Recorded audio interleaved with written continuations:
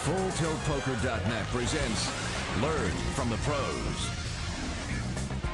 All right, the best way to really learn from the pros, just sit around the table, chat with them for a few minutes. That's what we will continue to do here on FSN. Of course, the Professor Howard Lederer is hanging out, and if you're not privy to the Lederer family tree, let us fill it in a little bit.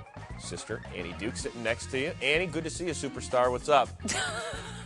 No, hey, I'm sorry. If you're on Letterman a couple of times, you're a superstar. Okay, you can continue laughing about that. We'll move on. Just catch your breath in a second. Sitting to your left, Ted Forrest, never on Letterman, but you do have 5 bracelets. How are you, Chris? I'll train him. It's good enough. It's good. And he's still laughing over there. Eric Siddell joining us, won his 7th bracelet this year. How are you? Doing great. Good. Nice to be here. And this guy, well, he looks like he should be hosting his own late-night talk show. Robert Williamson III also has a bracelet. And Natalie Cladd, might I add. You've got, like, the verticals, you got the horizontals, you got the flowery tie working. Just found this in the closet. You look sharp. You look sharp. All right, today's topic, heads-up play. Ted, what goes into making a great heads-up player? You have to realize you're going to have the best hand half the time, and so is your opponent. So the person that's going to be able to pick up most of those pots where not too much of either of you has too much, where you both have nothing, the person that can pick up most of those pots has a big advantage. Yeah, I'm a big believer in intimidation when you're playing heads up. I really like to play just about every hand and kind of try and find that bet that's going to force my opponent to either give up or commit a big part of his stack to play the hand. And I think you can just keep putting pressure and pressure. And if you can make a player, you know, it's one thing to kind of try and win those nothing hands, but if you can kind of force a guy to really commit a lot of chips to try and win one of those hands, and then you have a good hand that hand, that's how you bust people heads up. Yeah, it's a lot about, you know, committing small bets to try to pick up the dead money that can get you like a big bet later. So I think that one thing that amateurs don't do very well at heads up is the chopping.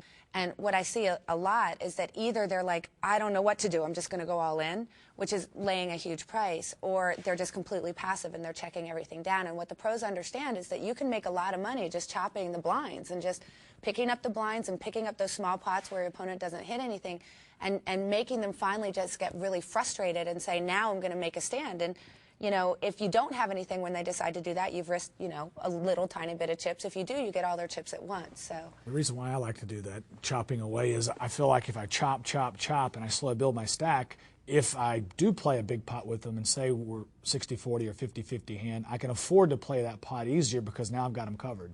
Right. I'm always trying to stay with more chips than them, so if I make a mistake, or if I'm a small favorite or a small dog, I can fade those coin tosses. And I think that's another big advantage to chopping away, is winning. I like to leave no dead money on the table. I try to do kind of what Howard said. I try to find what the breaking point is and either make them make a major decision to force me off my hand, or let it go. And just try to find that breaking point. You know, Eric, in tournament play, you're down to heads-up action. You might, as a young poker player, say, you know what, second place, that's not bad. I can tell you, I mean, that's the worst thing you can say at a table like this. Do we undervalue the difference between a second and a first in this? There's a huge difference between first and second, as I well know. Second place, you walk out crying. You walk out 700,000 richer, but you walk out crying. Devastated. I mean, first place is often twice what People don't second remember place who came is in in these second. tournaments. Yeah. Well, they do one time, but They most do of the when time. you're on rounders over and They over do. and over again. They do every once in a while, Eric. I promise you. Then they but, know. Then they know. Yeah, but you know, what I love about heads-up play, I mean, I really like to play heads-up, is just how it's just you and one other player. And, you know, it just seems like after 10, 15, 20 minutes of heads-up play against that one player, you can really, it's all about reading and it's psychological domination. And it's a form of poker that's like no other, because when you're playing at a table, even like a 5-handed table, your attention and the amount of psychological energy that you're putting into your efforts is being spread amongst all your opponents. When you're down to heads up, you are just trying to dominate one person. You're just trying to figure out one person.